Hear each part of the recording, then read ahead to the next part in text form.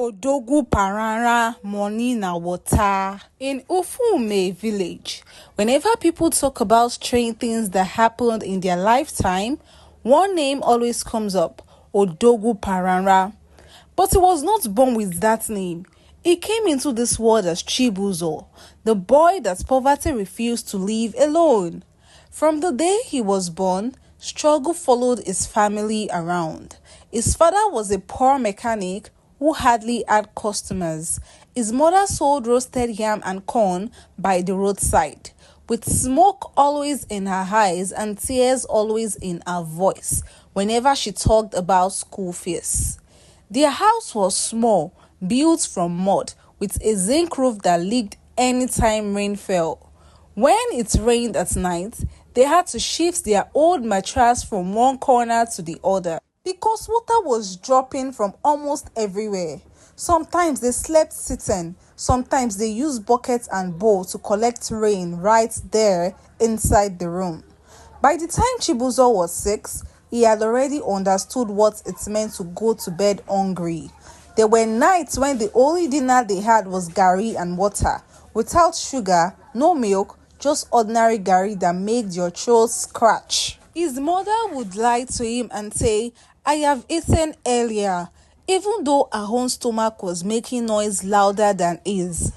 In school, it was that boy whose uniform was always faded and a little too short. His sandals had more stitches than original leather. On days when he couldn't pay school fees, the headmaster would send him out of the class. He would stand outside under the hot sun, listening to other children shout out answers from inside.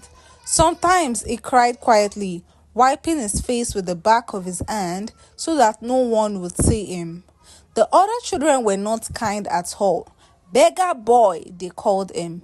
"Borrow, borrow. Your mother is sending smoke by the roadside," they said. They laughed at him when he brought food to school in an old plastic container. Sometimes it was only plain boiled yam with no oil. Sometimes just cold eba with nothing. One day, one boy pushed his plate and the food fell in the sand. While others laughed, he knelt down and picked some of it back, dusted it and ate it. Hunger does not respect shame. When he turned 12, life became even harder. His father fell sick. At first, it was just small cough. Later, it became something else. They had no money for proper hospital, only small chemist shop medicines that did nothing. His father got weaker, thinner, and one night, while rain was beating the zinc and the wind was whistling through the cracks of the window, his father took his last breath. Just like that, the little they had disappeared. After the burial, family members helped for 1 week. After that, everyone went back to their normal lives. His mother became both father and mother. She started leaving the house before sunrise, carrying a tray of yam and plantain to the roadside, staying there under the sun and rain, calling out to people that barely listened. Sometimes she didn't sell anything until evening. Sometimes customers insulted her. Sometimes policemen came to chase her from the spot. And Chibuzo, he became the man of the house before his time.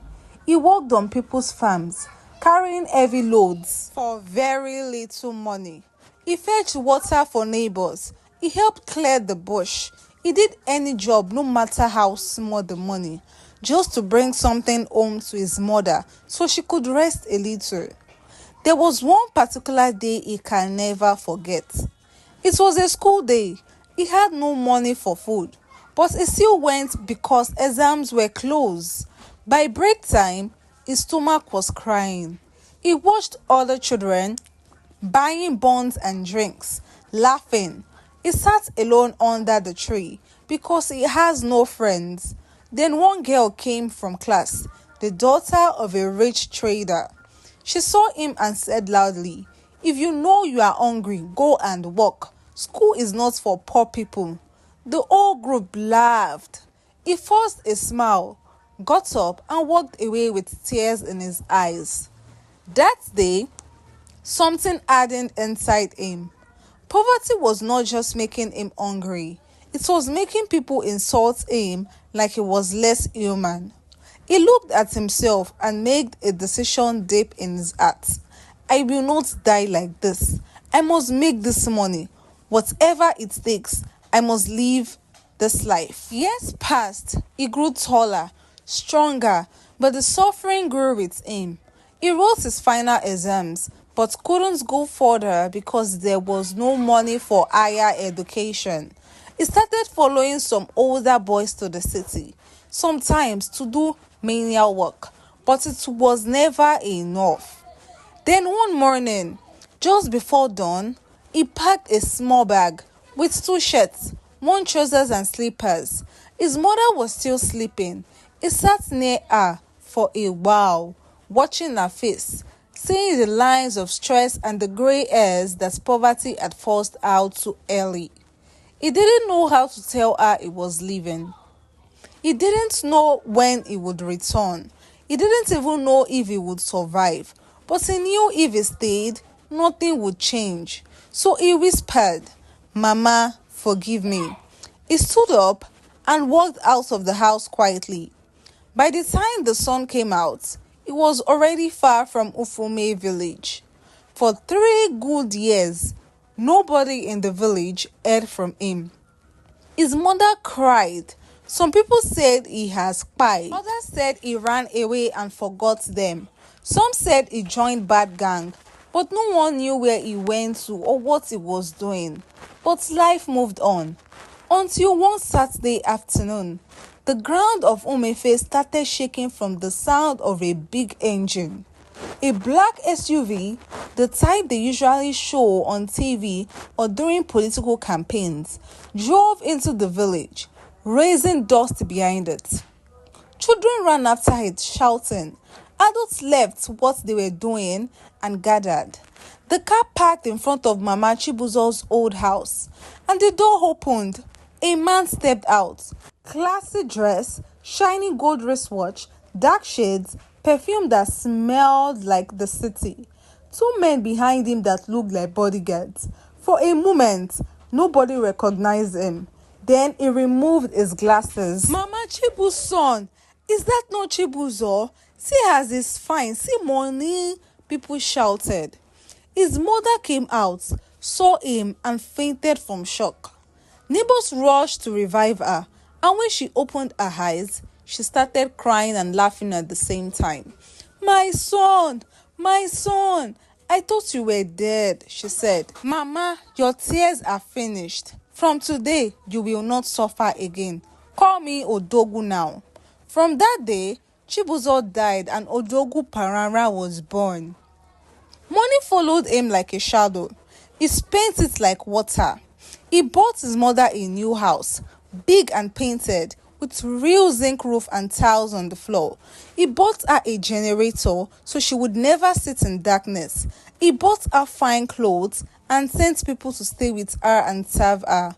But he didn't stop there. He bought bags of rice and shared to the village. He paid school fees for children. He repaired the borehole that had been bad for years. He bought workers from the town to fix the road leading into the village. He donated money to the church, to the traditional council, to the youth meeting. During festivals, he sponsored everything. Odogwu was doing so much. People loved him. They praised him. They blessed him. A child that remembers his mother will never fail, the old woman said. A true son of the soil, the elders called him. But quietly, in small dark corners, some people also asked one question. How did he make this money? And so fast at that. He had been gone for only a few years. No known big job, no known business. But he has cars, big houses in the city, more money than anyone had ever seen in Umufe. When people asked about a source of wealth, he always gave the answer, God did it. But deep inside, he knew that was not the full gist. During those missing years, the hunger to escape poverty pushed him into a place he could never fully come back from. In the city, After suffering and the frustration was too much, he met some men who were living the life he dreamt of. Cars, apartments, designer clothes, everything. At first, he thought they were just lucky. Later, he discovered that they belonged to a very coded society. Not village shrine, not roadside juju. This one was polished, modern. They had offices, big hotels, online businesses. They spoke nice English. They quoted motivation, but behind all that, there was darkness. They approached him one night. "You hate poverty, right?" they said. "We can take it away from your life permanently," they promised. "But wealth does not come for free," they warned. He hesitated. They gave him time. They showed him things, accounts of money, houses, deals that looked impossible but became real. Men that were once like him now living large. Eventually, desperation beat fear. He agreed. The rule was strange but simple. Each time he received from the power they served, he must give back. Each time he gave money for help, he would take something back from them spiritually. In return, luck, health, years, favor he got back.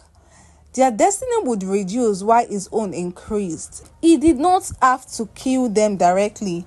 There was no need for blood flowing in front of him. No knife, no dramatic scene. Everything was quiet, spiritual secret that made it feel less evil in his mind at first. But evil is still evil, whether loud or quiet.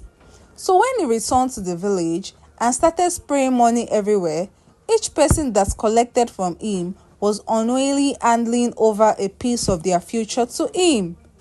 People looked fine at first. Life continued. But slowly, things started changing in the background. Someone who collected money to start business kept meeting disappointments. Someone who collected money for rent fell sick mysteriously. Someone whose school fees he paid started failing for no clear reason. Old people he assisted started growing weaker and faster than expected. The timing was slow, so nobody connected anything. Meanwhile, his own life was climbing like elevator. He started bringing cars to the village, first one, then two, then three. He built a mansion at the edge of Imiofe with high fence, big gates, and lights that make the night look like day. He wore designers, used new phones, and people began to call him Odogwu paranran, hailing him, because everything about him was loud, flashy, and big. With money also came women. In less than a year, he married 3 wives. Amarachi, the nurse from a nearby town, gentle and respectful. Odogwu, a slay queen from Lagos, full makeup, long nails, high heels. Farida, a quiet Muslim, emerged from a trip, calm and graceful. He bought them cars and built rooms for each one of them in the same mansion. They had cooks, maids, everything. To outsiders, they were living the dream life. But inside that mansion, one room remained locked at all times. No maid entered it, no wife cleaned it, no one asked questions. Because a few times anyone tried to joke about it, his face changed and his voice became very firm.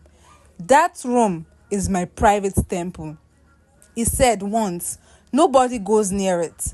The truth, that room was where he maintained his agreements with the power that made him rich. He traveled to the city often for their meetings, but even in the village, he had to renew the side of the bargain periodically. He did not always fully understood what was happening in that spiritual realm. He just knew that as long as he followed instructions, money continued to flow. Then the world changed. A sickness spread. News carried it. Social media carried it. Government announced restrictions. Markets were closing. Airports shut. Everywhere locked down. At first, it didn't worry him too much. He still had food, generator, money, and all. His wives were still there. He stayed mostly inside his big house, watching TV, pressing phone, eating, drinking, laughing.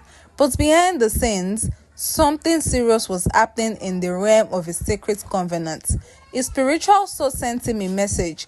Your time is almost due. You must refresh the sacrifice. With movement now restricted, how will you supply? In past times, he usually used people far from him, people he interacted with in the city, strangers from random connections. Those were the ones whose destinies he pulled from, the ones that gradually faded while he rose. But now he could not travel. No new faces, no new places, no fresh energy, as they called it. He asked for more time. The answer came back harsh. No extra time. If you cannot bring new people, the power will feed on those around you. And fear entered him properly for the first time. He tried to argue. He tried to negotiate. He offered money, precious things, even animals, but they laughed from the other side of the call. Money he had came from them. He could not bribe the same power that had created his wealth. Days turned to weeks, lockdown continued. Then people started dying. At first, nobody suspected anything. The first to go was an old man he had once helped with his hospital bills. Within another week, a woman died mysteriously. Then another. Every single person that died had one thing in common. They had collected something from Odogwu paranran, especially in recent times. But this time, they were not praising him. People whispered at the back of their houses, "Mama, did you not see Odogwu pay your rent? Don't go near that man again, oh. Since they started spraying money, see how people are dying one by one. That thing is not normal." Even his wives felt the change. They saw the fear in people's eyes. They noticed how visitors stopped coming. They heard the rumors. Amarachi had a dream where she saw her husband standing over a pit. She told her other wives. They confessed they had the same too. And one evening, they gathered courage and confronted him. "Odogwu, what is going on?" Amarachi asked. "Since you came back, we were happy. But now, see people dying. See how the village is afraid of us." He looked at them quietly for a moment. Then he hardened himself again. "You are my wives," he said. "Everything I'm doing is for us. Don't ask questions that will bring problem into this house." The tone frightened them and they kept quiet. More people kept falling sick and everything led to him until eventually the power turned fully against him. That night it happened. The sky was dark and angry. Thunder rumbled. Inside Odogwu's mansion, the lights went off for a few seconds. He stood inside the circle he always used, but this time his hands were empty. And then fear gripped him. He had no more strangers to feed to the system. "Please," he said to the darkness, "I can't do it anymore. Let us end it. Take the money, take the cars, take everything. Just live my life." A voice answered from everywhere and nowhere at the same time. "Wealth has no return policy." And just like that, Odogwu was spied by the power. His wife saw everything. They ran to the village streets and yelled everything that happened. And just like that, they knew that Odogwu did ritual. So thank you so much for watching, everyone. In these stories, there are so many moral lessons to be learned from it. Always be patient. There is light at the end of the tunnel. So you guys, please tell me the lessons that you have learned in this story in the comment section. Let's make the comment section a very interactive place. Yes, like we usually do. Please do not forget to subscribe to this channel. Tap on the notification bell so every time I upload a new video, you get to know and you come watch. Thank you so much. Please tell me in the comment section the type of stories you're expecting next. Thank you and see you guys.